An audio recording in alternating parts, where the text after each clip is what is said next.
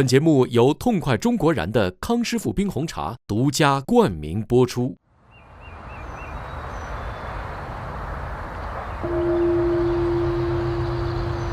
早晨，阳光照亮13朝古都的西安城，明城墙周围人声鼎沸，随便在城墙根儿跳个广场舞，仿佛也被厚重的历史默默的祝福。一大早，做秦腔盔头的小五从书院门出来，哼着戏，悠哉悠哉地去买材料。确实，你目测就能感觉大雁塔往右斜。演员白宇一直盼着回西安，今天终于和朋友碰到。小时候我就上城墙的时候，咱都是翻了啊，刚才不是让你爬吗？对，来爬，算了吧，破坏文物你，我跟你说你。晚上，笑雷去城墙根的酒吧说脱口秀，一路上碰到的新鲜事儿都会变成他的段子。有请笑雷。你说西安第一句介绍是什么？我们西安人介绍跟西安本身没有关系，都是那些过去留下来的东西，1000年的古都，悠悠的文化，都是这种。这就跟你跟我介绍，你找了一个女朋友，你找了个男朋友。哎，你好，你好，我第一天见你叫什么？我叫张明，我也就是误了。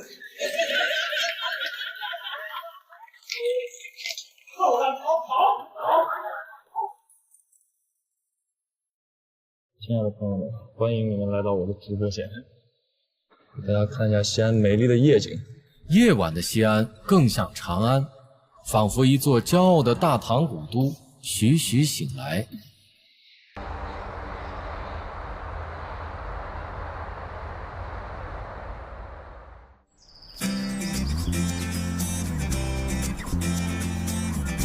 对外地人来说，西安的奇妙是一古一今，闹市的脚下就踩着长安的繁华。而对于白宇来说，回家难得的放松感才是西安不可替代的奇妙。你咋还拿了个帽子啊？人车5块，走不？每次回西安，白宇跟发小都要约着见面。去年10月份吧，你拍完那个重庆那个长夜难明。沉默真相，对，你回来了2天，对，巨疲惫那次，一看脸就不对，不是那种嘻嘻哈哈的那种，就感觉不对。其实没事运动一下还是比较放松的、发泄的。确实是，虽然我不运动。我那天给关说，咱们去冲浪吧，就光着膀子去冲吧。关跟我说他2天没吃饭了，然后说哎，怎么办？万一要露肉了，你说我这白斩鸡。不是这家吗？是那个吗？是那家吗？有家高炉烧饼，白宇从小吃到大，这次回来发现找不到了。不是一家啊，不是一家。好在一直吃的羊肉泡馍还在吗？好友小明已经站好了位。你都掰上了。小明现在是废了。小明确实这么爱健身的，这几个月也不出去健身了。重新开始了。你回来之前，我都得先提前练上个3天。你这一回来，我都知道你的流程：面泡馍，面泡馍烤肉。烤肉必须得回来先把我自己先体重先往下压一压，然后你再给我升一升啊。对西安人来说，吃机器切的馍是堕落的。白宇和朋友示范正宗的掰馍手法。其实掰馍的过程是一个在积累饿的程度的这个一个堆积的过程。掰馍的过程是一个让你不玩手机谝的过程。你想嘛，那老头下午4点多就开始掰馍，掰到7点啊，开始那还得喝2两。对，喝。边喝边吃嘛，边吃凉菜边掰馍，边谝着。拿一个那个歪脖子，西凤，来找个那老伙计，2人过来，1人2两，一盘凉菜，1人2馍。掰2个小时，掰2个小时，真掰2个小时开吃。馍掰的不错呀。俺几个掰馍掰的都还行，你掰的也不算大。每个西安人对掰馍都有精确到颗粒的信仰，看似谈笑风生，实际上是一场饭桌上的华山论剑。打个80分，一会儿把你的跟我的分开啊！你经历过这种换馍的没？不要用这种眼神看我的馍啊！没有别的想法，你不要想。那不一定。哎呀，我比你少太多了，这一眼就能看出来这。你别把行换了啊！我看着了。是干的，口汤吧，加蛋，加个蛋，加个蛋。那这个干包，你这个干的。那你俩等一下。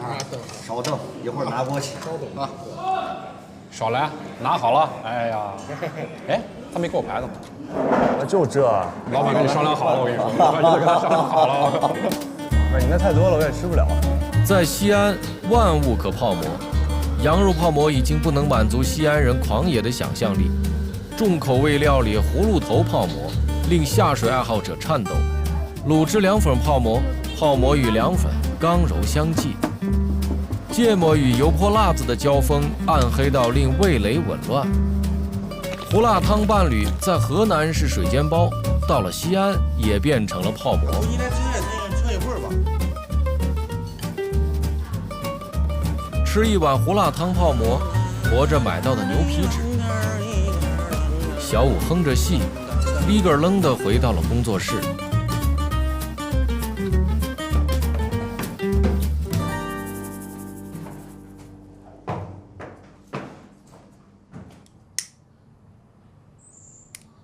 霍耀武，人称长安盔头武，12岁在艺校学习，从此对做盔头燃起兴趣，一扎进去就是20年。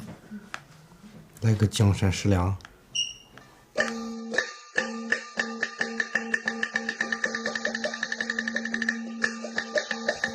曾经辉煌的戏曲归于平淡后，为角儿制作盔帽的手艺更加落寞。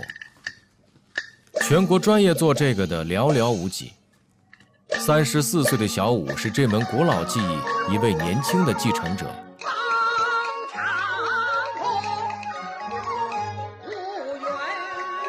脚踩大唐西市淘来的玉枕，用着师傅传下来皱巴巴的小锅熬出来的骨胶。小武跟着秦腔的鼓点慷慨激昂，最考验手艺的力粉也一气呵成。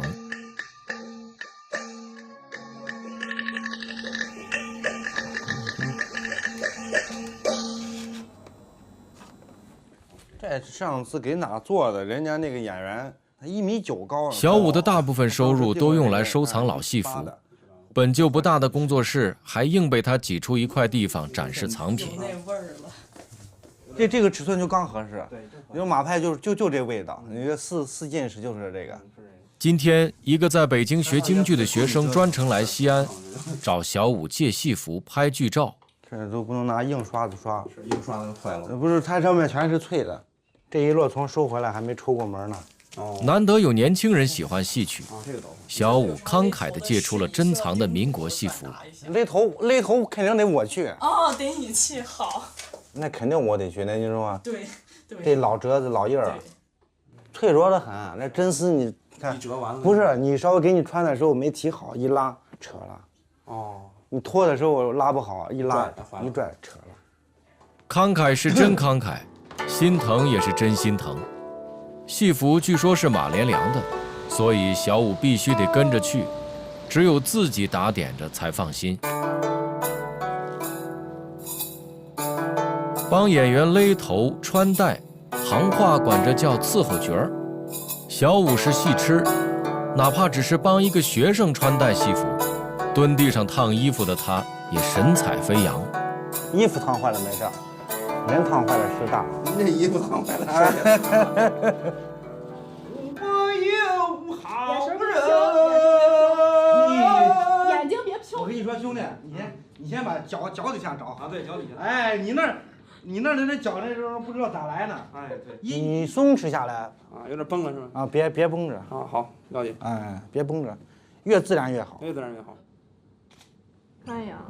眼睛瞪着呢，不行。啊，眼睛瞪，那你不瞪，来走一张。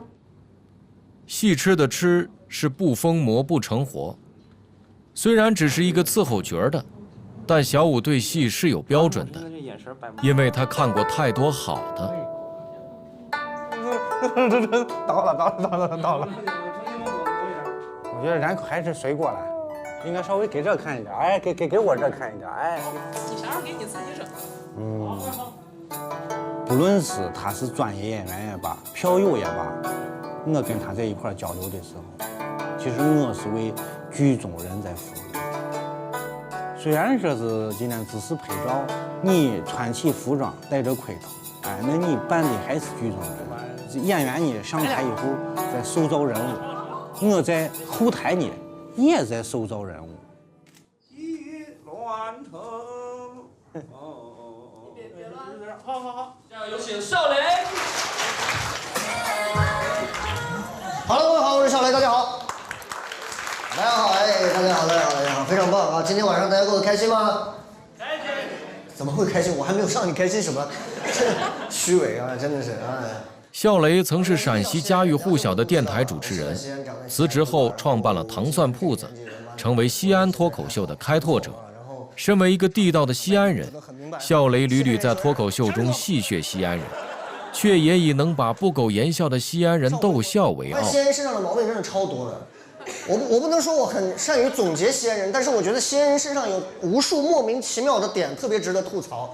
比方说，西安人关注任何事物，他们身上的关注点永远和常规正常一点的人都不太一样。就拿这个地铁来讲，西安的2号线挖了多少地铁？呸！地铁挖了多少？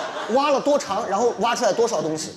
你们知道吗？就是报道上一报道几千个墓，几万件什么文物交上去了。西安人，你看哪个媒体报道没有？不报道，为啥？没意思。西安人不感兴趣。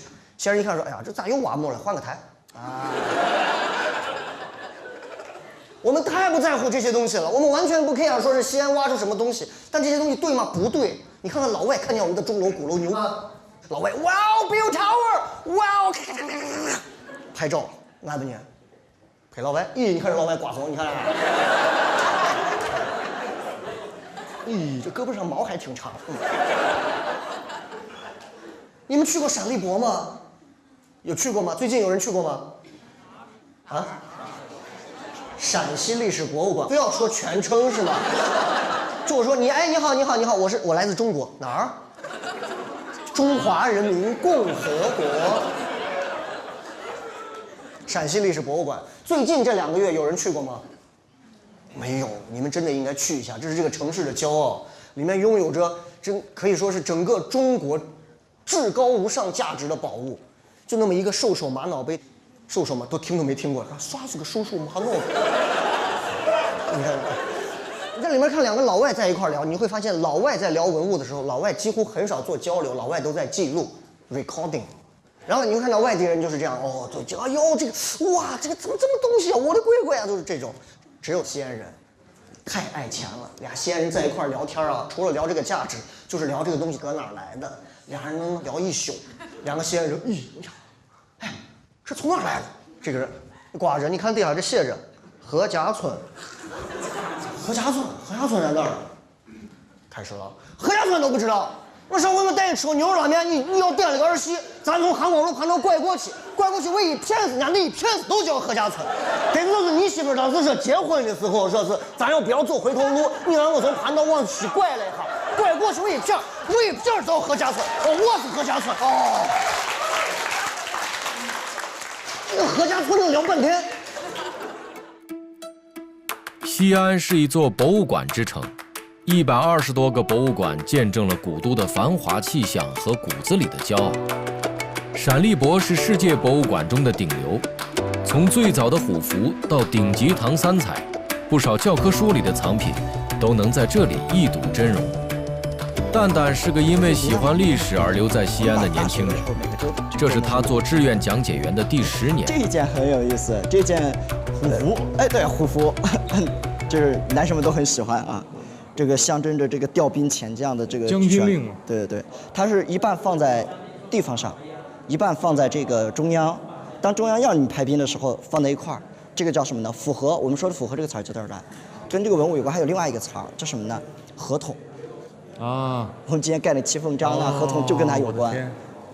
所以其实你说陕西的这个历史文化，其实我们今天每一个中国人，其实在骨子里面文化上来讲，他都是陕西人。对对。你用了很多的词儿、典章、制因为统一了文字嘛，都有关。所以我们作为老陕就是特别骄傲，就是这一点。是，确实。天然人家觉得你有历史文化。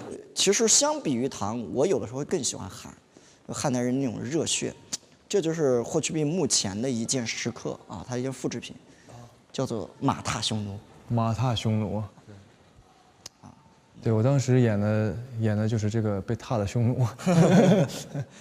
碑林博物馆还收藏着一件马踏汉人。啊，那个马是放在那个匈奴人，是匈奴人雕的。匈奴人说你们弄个马踏匈奴，我们弄个马踏汉人。确实。所以我就像开玩笑，我说我们陕西人如果历史学不好的话，用我们陕西话来讲是什么？休想啊！对不起我们老祖先。对，因为这些历史就发生在你家后院啊，你家前院。西安现在不是好多地名都保留着唐代的叫法。所以我们一般来讲，我们西安不能轻易改地名，一改咱就历史改的没历史没文化。对。啊，你可以找找你家在哪儿。我家。你看钟楼在这儿对吧？你看你差不多用咱们的话来说，你那会儿就住到唐朝国务院里面啊，政府大院。好，你住那儿，你知道我住哪儿吗？我住这儿。再见。穷人再见，不会跟你做朋友。没有。白居易来我们西安工作了10几年，当公务员，好不容易攒了一笔钱，终于在西安买了一套房，买到哪儿？在这儿。距离这个上班的地方很远。对，是。啊，所以人家住在里面，说像那个，你看我们非常熟的永新坊，你看那个永新这2个字。魏征呢，当年就住在这儿，所以你看4点半上班，他4点起床都来得及。白居易不行，白居易2点就得起门，很辛苦。对。今天的这个西安呢，压根儿就是直接。在唐代的那个西安城的时候，基本上盖起来的，所以西安的这个施工工地挖着就变成了考古工地。对，是。看似云淡风轻的描述，却不经意瞥出身为西安人的自豪感。说不定你们家这个院子里面也能挖出个何家村来。好久都没见你。对。哦，对，因为回来少嘛。就是回来太少了。还想着你这要多来，你这还是行，那我就给弄面。行，可以。好。经常搁这儿吃。对，就是近几年回来之后，跟发小们，辣子香菜正常哦。来嘛，都来。你呢？你是？我都一样。去北京这么多年，还是没变这个爱吃面的这个习惯。不可能变。这东西你从小你就吃面，你不可能说是因为去了一个城市就改变自己。还是老话说啊。哎，泡着你。可以。好，谢谢。对，好，谢谢。慢用。好，谢谢。哇，他们家这个量很足啊。量非常足啊。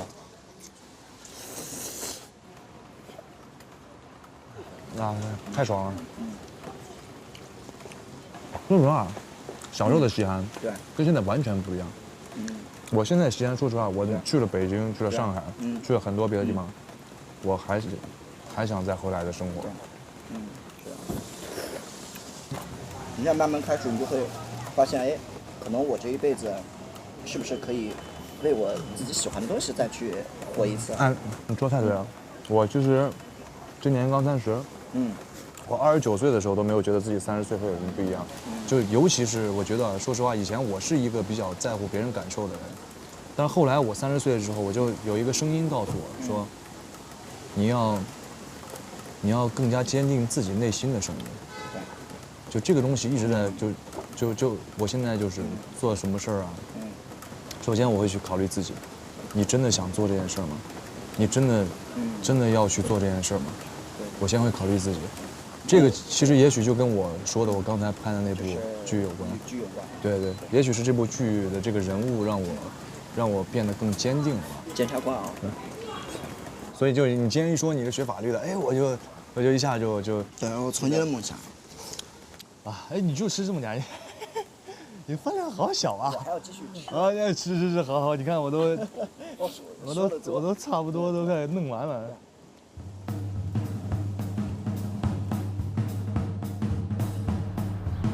因为遍地都是历史古迹，西安人的日常休闲格外仙风道骨。我们俩是互相看着对方结的婚的，我给他主持的婚礼，在一家干锅居，06、07年。这样看的。这里是大兴善寺，隋唐皇家寺院，也是笑雷没事儿就想在里面待着的秘密后院。行个注目礼，行个注目礼。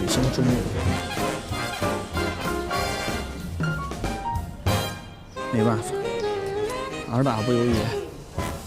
舞台上逗人发笑，生活中，笑雷其实是个躲避热闹、喜欢安静的人。来寺院喂鸽子、喂蚊子，是笑雷独有的浪漫。我们俩干过最奇怪的事是，开车咱俩去哪儿？是曲江那边是吧？我们俩找一个没有开发的一片地方，然后两个人躺车里睡着了，就开始在车里睡觉，睡着了，然后睡醒了各回各。中年人的恶趣味。也没啥，就是这就是一种中年人避世的一种方法。比如他跟他老婆吵架了，半夜给我打电话，给我出来。我说为啥？你不管，你出来。后来自己可能气儿缓过来了，算了，没事儿。神经病。这刚下完雨一反潮，半个腿现在都让蚊子快吃了一会儿。我咬了好几个包。我现在已经4个了，走吧。撤吧。撤。度过避世的1小时，出门就回到红尘。撤，我回啊。接下来，他们完美演绎了笑雷段子里聊起来没完的西安人。撤！哎呀，我咬死了。那你撤吧。两人站在马路边，展开了漫长的告别。撤！回吧，你走吧。我走了。再见。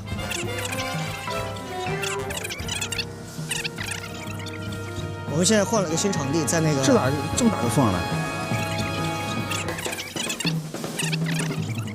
行，我撤。行吗？撤！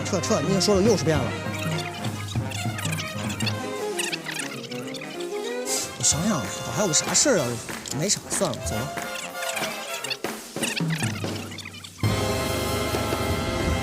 30分钟后，他们终于告别成功。西安方正严谨的城市骨架脱胎于隋唐，不管是新文化还是老做派，在西安生活，没有人绕得开历史。这是生下来就跟他们相伴的、深入骨子里的羁绊。今天小武声称带儿子出来玩，爷儿俩起大早到回民街吃饭。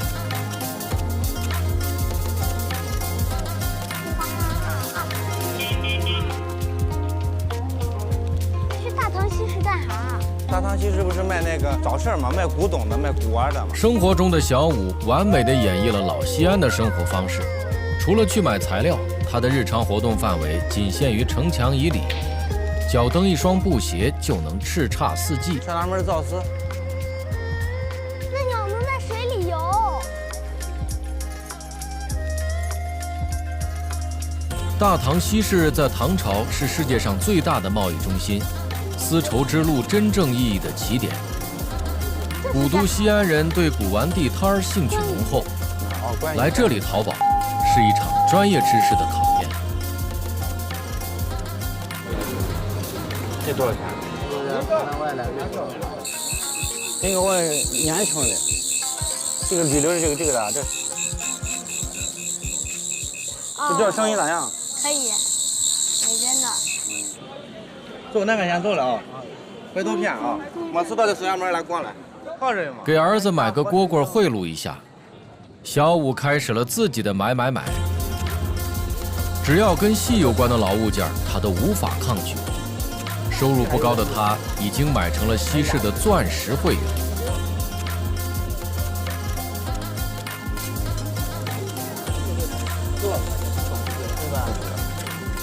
再见啊。我给你装上来。买来的物件放到儿子书包里。你都买了4样了。哦。儿子其实是小武在老婆面前给自己找的掩护。我给你装上来。难得回家，白宇对于放松的选择却有点独特。去年冬天，白宇和朋友的滑雪之约被疫情打断。今年，大家决定以同样板类运动的冲浪来实现滑雪的约定。就是它这个起的过程不要那么急，对，不要急，慢慢做，所有动作做慢，不要一次性感觉自己能起来，咱慢，你可以慢，你可以哪怕多蹲一会儿，找到那个觉得能起的那个 timing， 然后再起。那我把它送下去了。不要客气，你早送我。哎，你这太冷了。好，再见。哇，太冷了。放松。好冷啊！啊，太冷了。放松。好，你先适应一下。OK，好，然后往前带速吧。2口水，我这水确实美得很。没吧？想想人民欢迎你。美得很。转过来，这会儿感觉没那么冷了吧？这冷个毛啊！这会儿还冷啊！带速，双手抓住。好。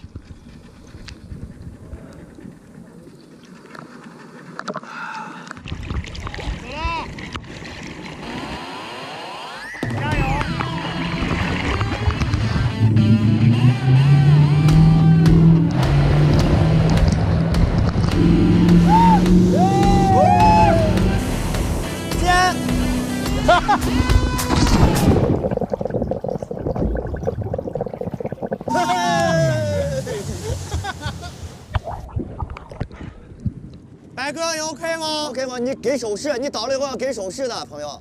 我白大哥好可怜啊，一个人在把那个位置没人，真的。他现在在做鱼疗，你知道吗？底下都是小鱼。远远的看到那个人在那儿飘着，忒可怜了。很少有人第一次站起来的。你再来一回吧。刚倒那下呛了口水。不过你可以了，可以，真的可以了。你多来几次。很秀。哎，你记着，倒的第一时间松绳，小心手腕会受伤。OK。God's sake。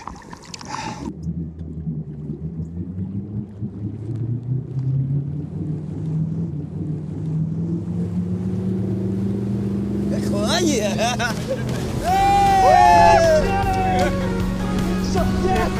这现在已经找到感觉了。后肩抬高，对。可以。再给点速。可以，真的可以。你一会儿能滑成这样子都不错。我估计悬，真的。可以。再给点速。哎，感觉好帅啊！我在这儿真的感觉贼帅呢，是我。胯往后，把后腿放，站直。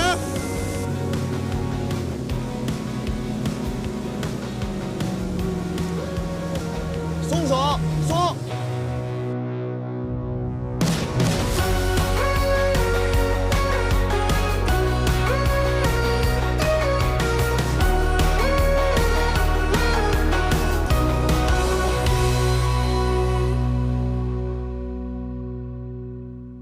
你果然是个奇才，是吗？突然对自己第一次，真第一次，以前从来没接触过这。我信了，真的，以前从来没。很少有人第一次就。真第一次。对啊，我也感觉他能起来就一下就找到那个点了。起来了，可以。蛮好的，能起来，我觉得可以。哇，那我要是起不来，是不是很丢人？能起来。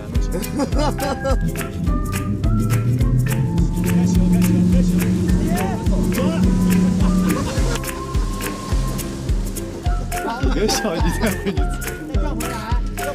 待会你自己。一会儿，我觉得我跟你一样，一次就能成功。谢谢兄弟，哪个样？一杯啤酒，我赌他起不来，贼热贼疯。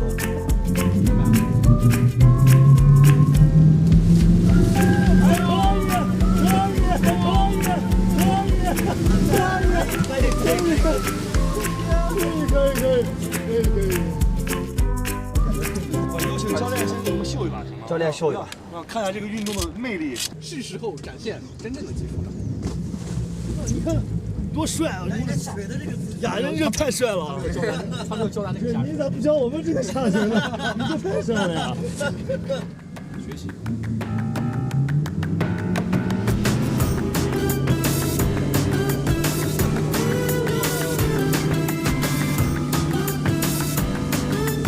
先换这个。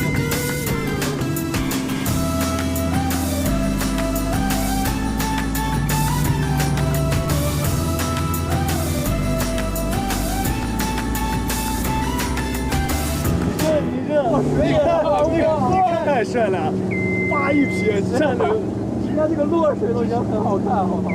向来稳重的西安人对新鲜事物却无法拒绝。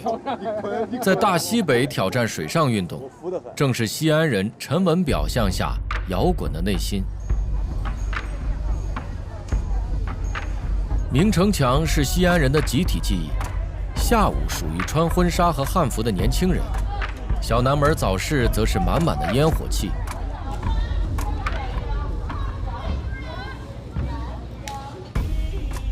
秦腔被誉为中国戏曲的活化石，是国内多种戏曲的鼻祖。父亲是戏迷，小武6、7岁就跟着父亲的胡琴唱戏。成立于1912年的秦腔艺俗社，是童年小武心中的圣地。虽然职业是做帽盔，但小武爱的是秦腔的一切。今天他来艺俗社，张罗帮老同事王平师傅收徒弟。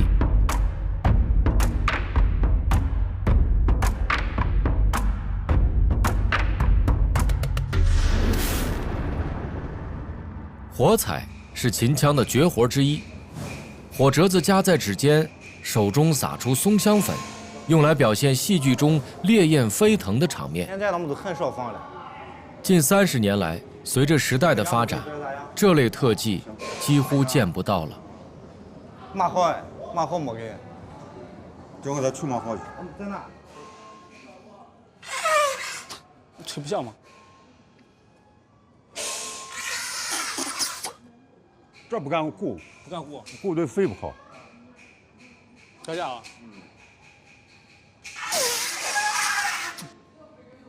不行不行不行！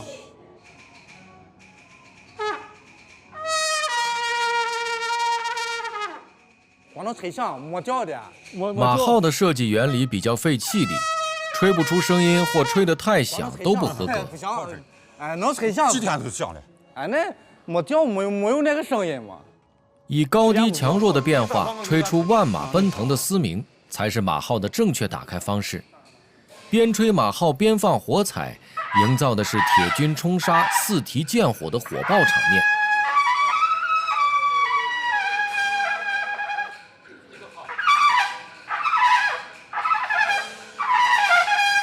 马号、火彩都尘封已久，几乎被世界遗忘，只有小武还放不下。暗暗为他们寻找着继承者，看着都美很。你上次把你这手机给我交了。遇到有年轻人对这行感兴趣，小武是极力撮合。拜师结束，他特意传了一个面局，想用王平师傅做的一手好面留住这个大学生的心。美人很呀，教了个学生，给学生把面做。你没吃过？你没。你尝一下。第一回。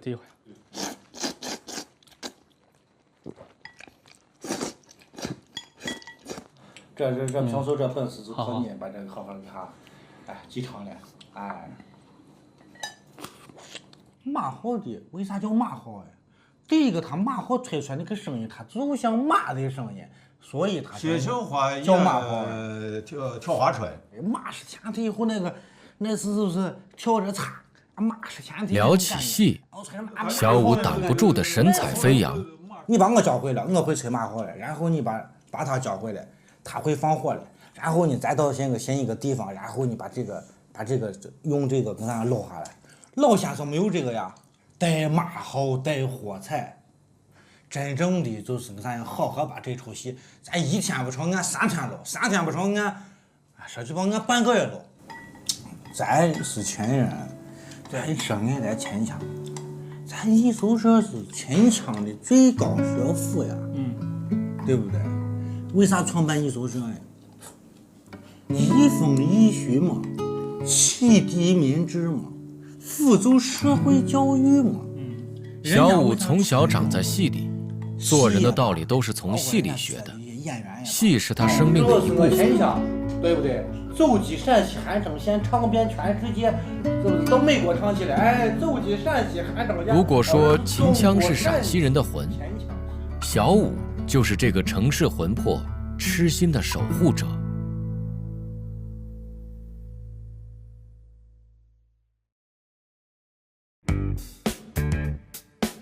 在家里的笑雷是个没长大的孩子，跟刚上小学的女儿相比，父女2人的年龄简直不相上下。你看我们那个年代的泡泡汤，乏味的一天就从这一刻开始。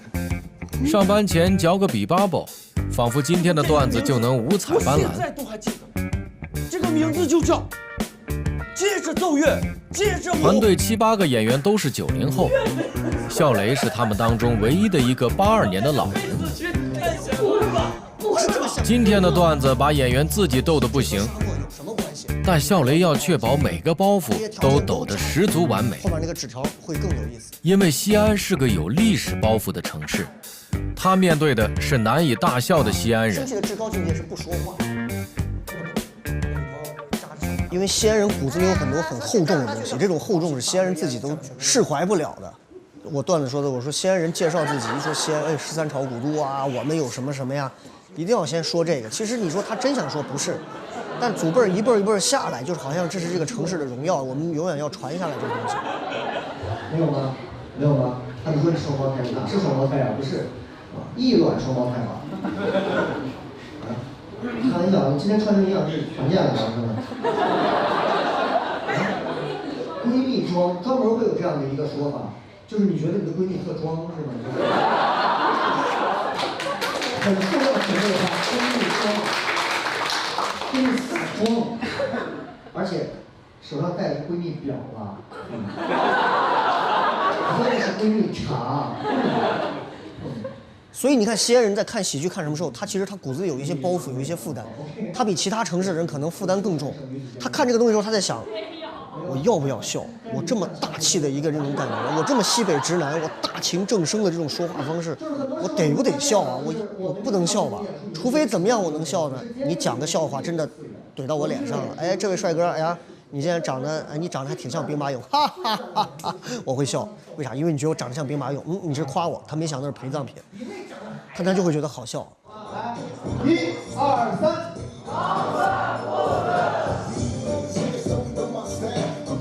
舞台之下，笑雷热衷自黑，说自己是无聊的人，过着无聊的日子，乏味的一天结束了。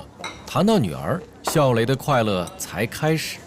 他在忙啊，我幼儿园所有的通知是他给我转发的，我有的时候不看手机我都看不到，他给我转发。哎，你没看过我姑娘那个啊？我那天忘了让你看，就是你如果不知道哪个是他，我给你看过这个啊。你如果不知道哪个是他，你只需要看里头动作最浮夸的那个是谁就行了，你就知道哪个是我。浮夸，所以我也正儿八经好好的。夜晚的西安属于烧烤，万物皆可泡的馍又闪亮登场。小桌子、小凳子、小串烤肉、凉干皮，坐在城墙根儿谝上一整晚，是西安人慵懒的夏夜标配。鲜嫩肉串滋滋冒油，辣子孜然，活色生香。不吃简直白到世上走。不是你今天还能吃啥？喝都喝饱了，信不信我一会儿给你吐出鱼？我不信。笑得很，呛着了没？没有，没呛。上来一顿打饱嗝，可以。倒满吗？倒满了，那来走了。你随意啊，你随意。走了，第一杯走了，什么随意？走了，走。冰大门牙来着。夏天就是这啤酒、烤串。啊，你欠我一杯酒，你喝了吧？别介，对，是不是因为我？因为你嘛。我把这杯喝了。占我，输给我了。他故意的。那故意啥？没听见。下回回来可以带你去秦岭转转。刘备良。其实我特别想去乌鲁木齐。去吧，我去年去过也挺爽的。真的，乌鲁木齐真的很。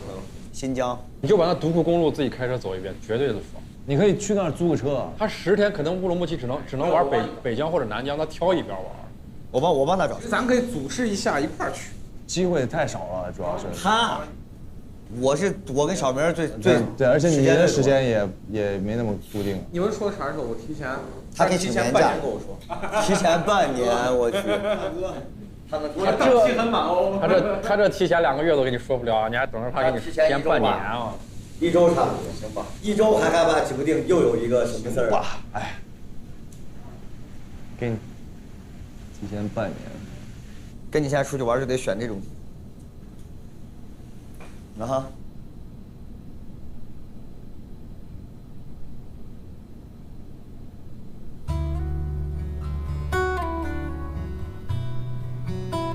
真的我没想到他当演员会这么认真，因为以前我感觉就是玩手工，我觉得他会做生意，我觉得他以后应该会做生意，不会走演艺这条路。反正他上中戏以后你也没什么觉得，上中戏以后你就会我觉得他不会出名。对，确实，心里话，确实。其实我也是这么想，是吧？真的，我当时没想到他会出名，因为是吧？出名以后是不是公众这么多奇怪？有没有奇怪？会有一段奇怪。他拍完戏，我们也没觉得他会出名。就我跟他，我们第一回去赛格，他做活动的时候，我们3个是想感受一下他这个工作状态是什么样子的。我们没见过他工作，你知道吗？结果确实不一样，确实不一样。认真啊，那太认真了。人一旦认真起来，散发魅力。确实会有压力吧？这个彩虹屁吹的可以啊。压力肯定有，压力一直都有。我觉得只要干工作，你都会有压力。你要没有压力，你就不是一个有压力才有动力。对，你就不是一个好的，没动力就没有成绩。其实老白是一个自我调节能力很强的人，他会自己告诉自己，因为这么多年了解他，他是一个就是会一直自己内心默默念的，就是我这个事情我要怎么样，我那个事情要怎么样，只是他不说。但是就是能帮你去排压呀，或者释放这种压力啊，我觉得就够了。因为我们能做的也就这么多，就是一句最简单的，就是你想喝酒了，我来陪你就完了啊，飞过去或者在哪无所谓的事情。确实，我不是很想把他当一个明星看。我一直没把他，对我也没把他当明星，就是想让他回来的时候能自己放松一点。平常都已经很累了，对吧？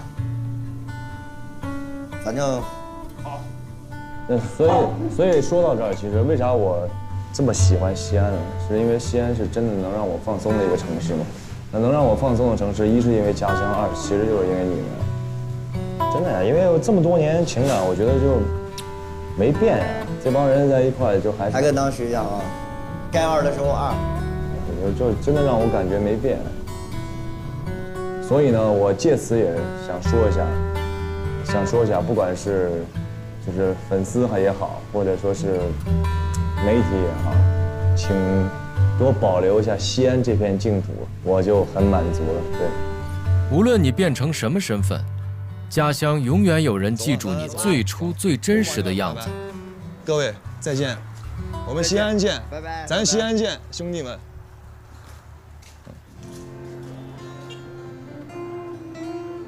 因为我经常会做很多。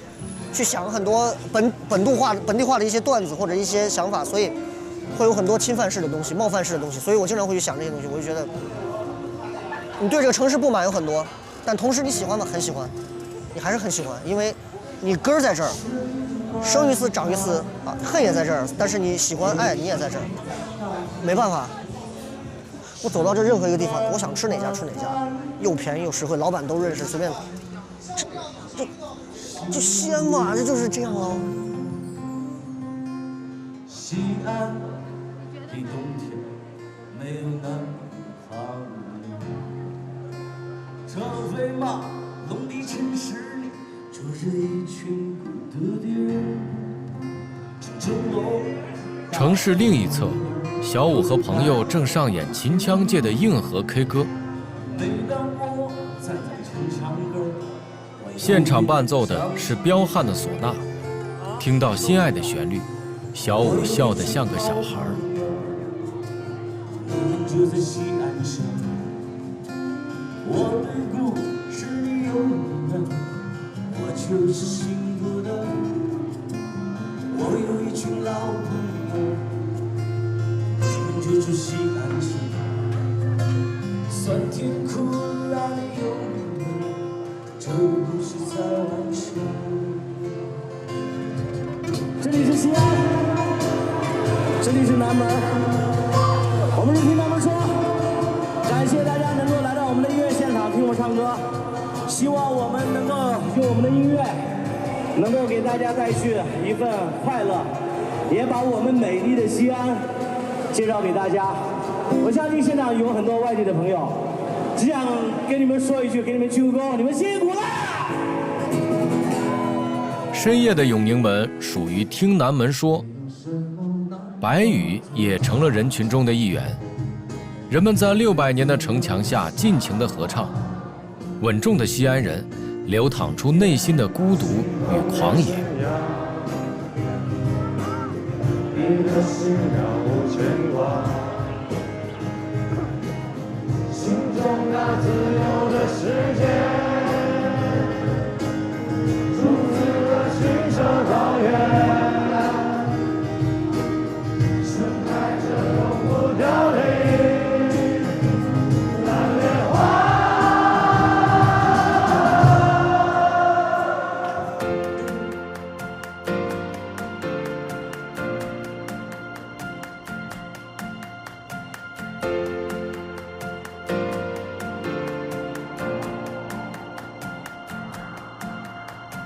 西安是一个非常奇妙的城市，往右转你就感觉自己活在了古代，往左转你就感觉你又活到了现在。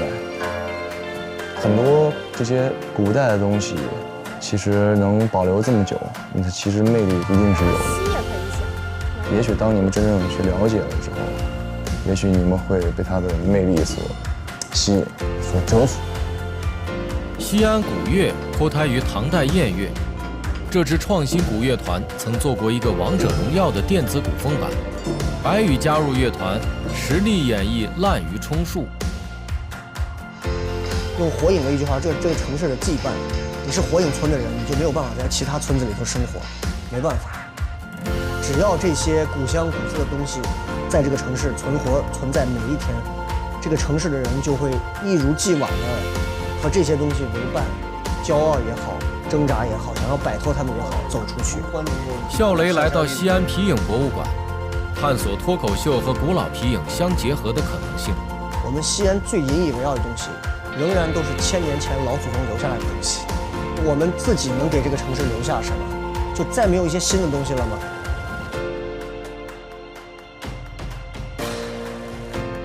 为啥还是不愿意离开西安呢？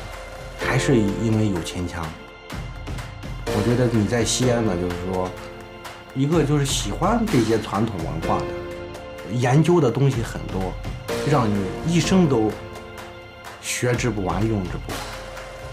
关公夫子盔完成了，宝光灿烂的盔帽里浓缩着小武的热诚。留学日本的张贝元回西安后，结合面人、动漫、雕塑，和妻子联手做面塑，教孩子。以唐三彩侍女为原型，融合动漫元素的唐妞，现在是陕历博的官方 IP。康笑迪说，口哨也是一种乐器，希望自己的笑长安可以从西安走向世界。瑞士人文瑞科在西安工作已经3年，他带来世界前沿的酒店文化，也喜欢漫步西安的各个角落，感受本地生活简单而直接的快乐。回访上的人都爱吃的辣牛羊肉老店，传到孙振勇手里已经是第4代了。爱踢球的他正在筹划一场回访杯足球比赛。他在大明宫曾经蹴居的地方盖了一个足球场，让当下与历史呼应。在西安，我们遇到了盔帽手艺人小武，一个活在戏里的戏痴，戏曲就是他的整个世界。我们遇到了掀起西安脱口秀浪潮的笑雷，他以逗笑西安人为己任，用调侃表达爱。我们也重新认识了白宇，回家后的他是发小口中的白大爷，坦然露出最真实的样子。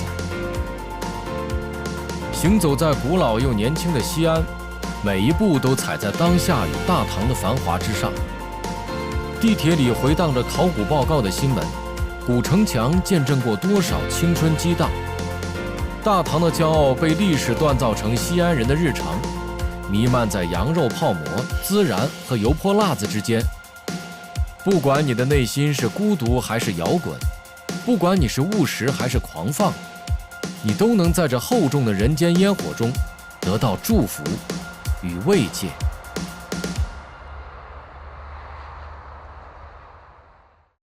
本节目由痛快中国燃的康师傅冰红茶独家冠名播出。哇，3节课，拍我有什么用？拍的羊啊？啥呀？我们上班每天面对魔鬼山，他不可能不影响你。这感觉一点都不像在想象当中的戈壁新疆。